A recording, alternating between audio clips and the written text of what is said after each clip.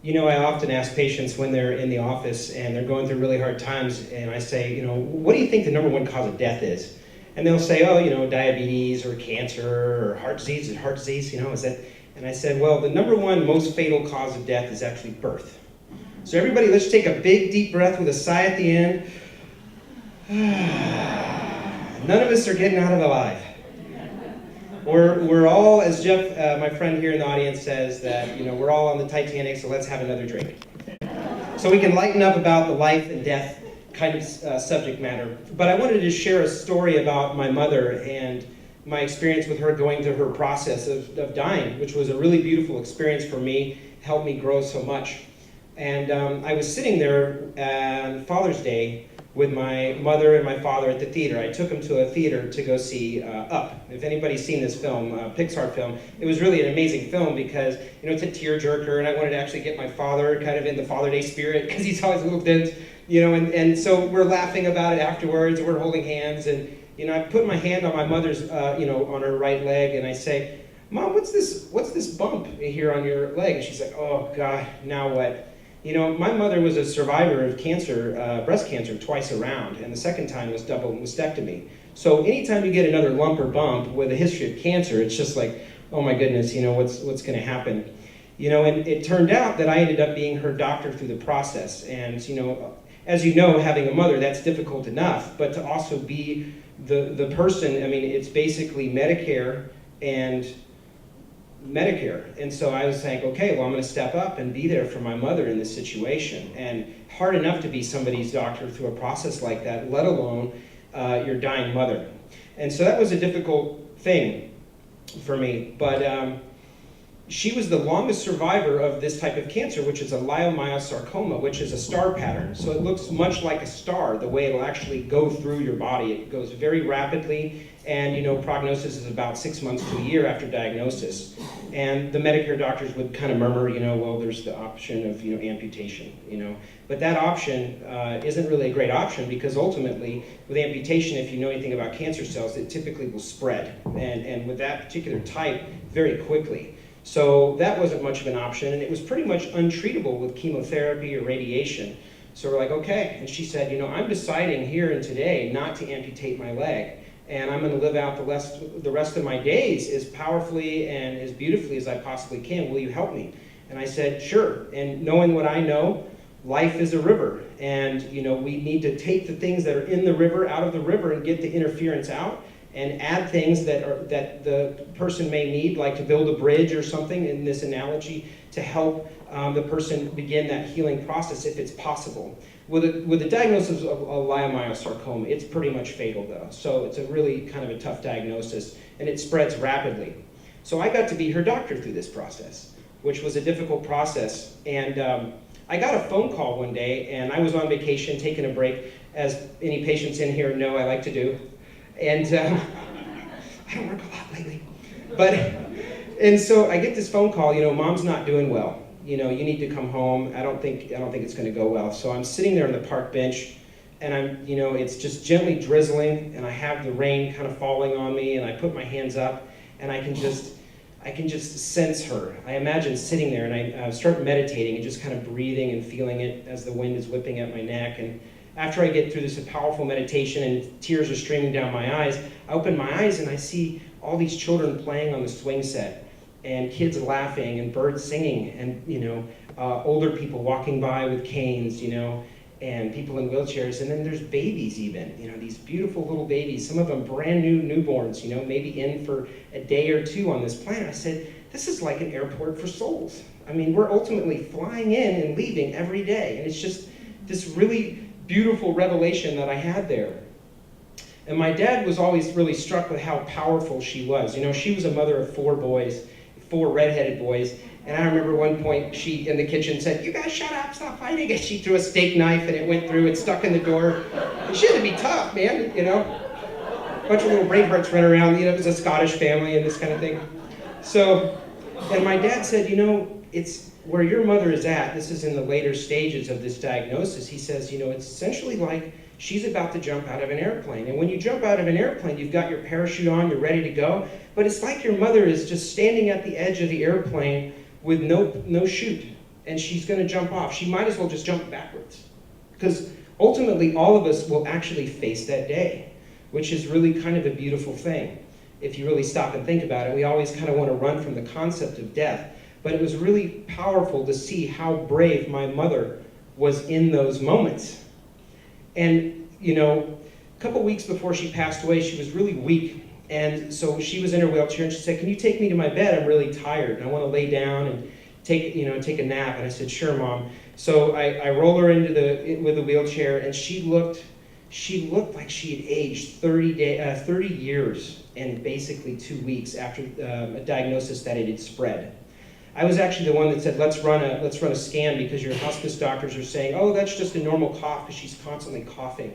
And I said, "Mom, that's not a normal cough. Let's run the scan." And sure enough, that diagnosis basically, it metastasized to lung and liver and brain, and it was just like, she just kind of realized it, and it sunk in, and it's amazing when your consciousness kind of picks up, like, wow, this is really it, and it happens really fast like that. And so I pick her up, and I start to swing her over to the bed from her wheelchair. She goes, "You want to dance?" And I was like, "I'd love to dance." And she's like, "Da-na-na-na," you know, and we're just kind of singing together, and I'm holding her, and she's holding me like I'm her child, you know, I am her child. And it occurred to me, I'm holding my mother like she's a child, because she's so incredibly weak. You know, she's frail, and she used to be so powerful. And it was a really beautiful thing. I never told my mother that, but I had this moment where she was my child, and I was her child. And all of us kind of, if we get that time to actually go through that process, we become like children again, which is, it's an amazing thing.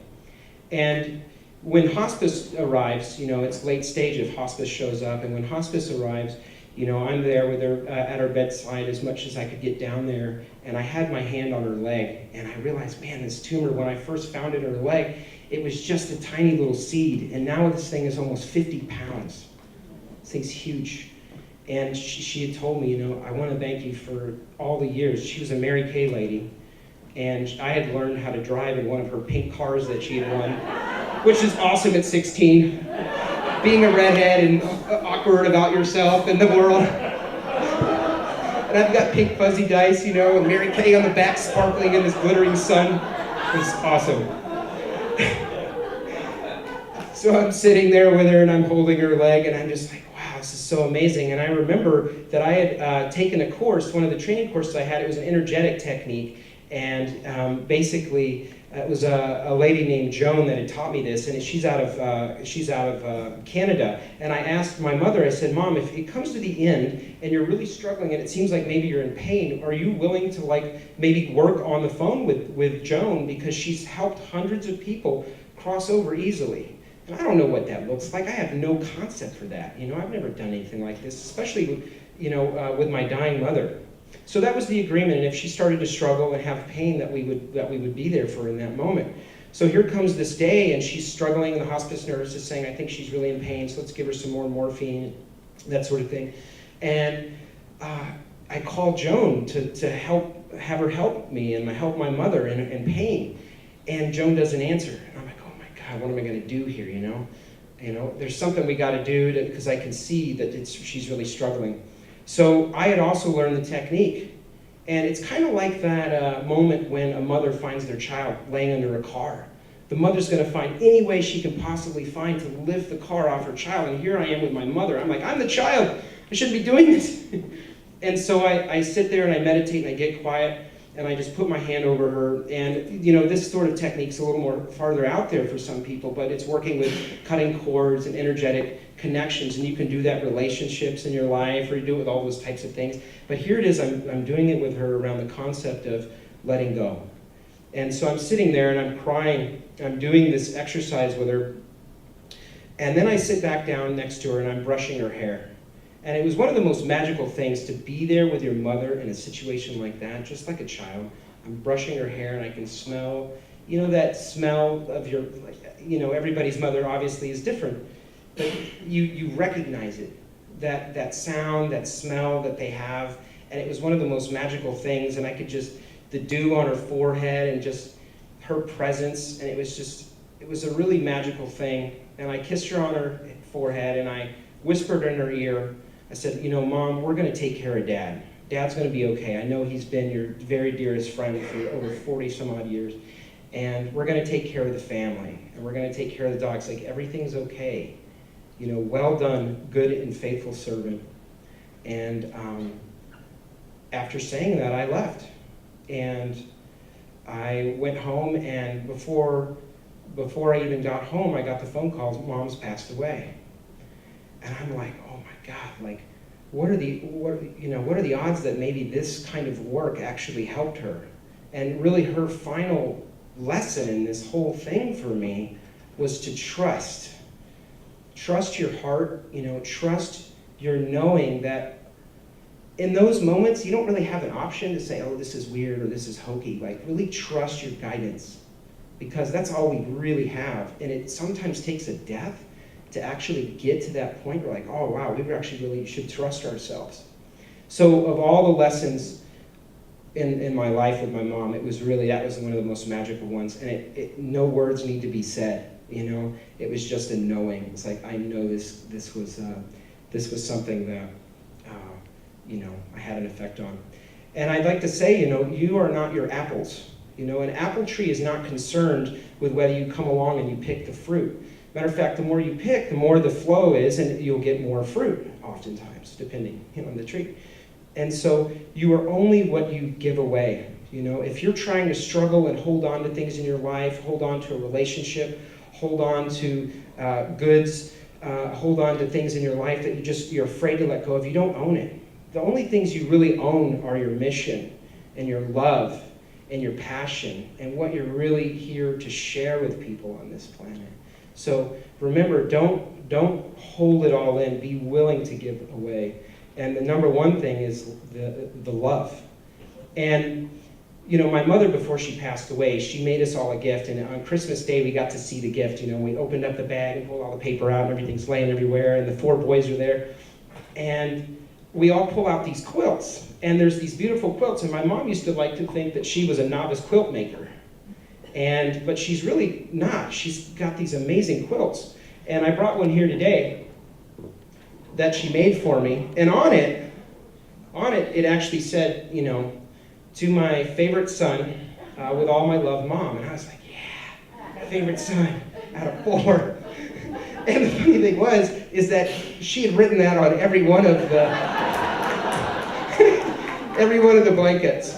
And so she said, when you miss me, and know that I'm always here, and you can put this blanket around me, and trust me, in the last couple of years when times were tough, I put this blanket on.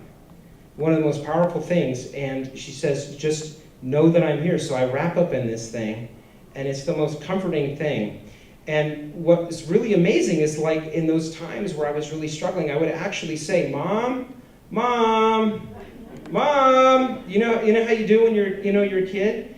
Well, if you do that, say you're missing a loved one, call them like you used to. It brings up this amygdalary, the reptilian brain, this amygdala response, and you get this emotional response, and it's really powerful, and you can feel the energy of them actually in the room with you. It's been the most magical thing. So be willing to give away your love, and I'm so grateful for you, Mom, wherever you are. I love you very much. Thanks for sharing.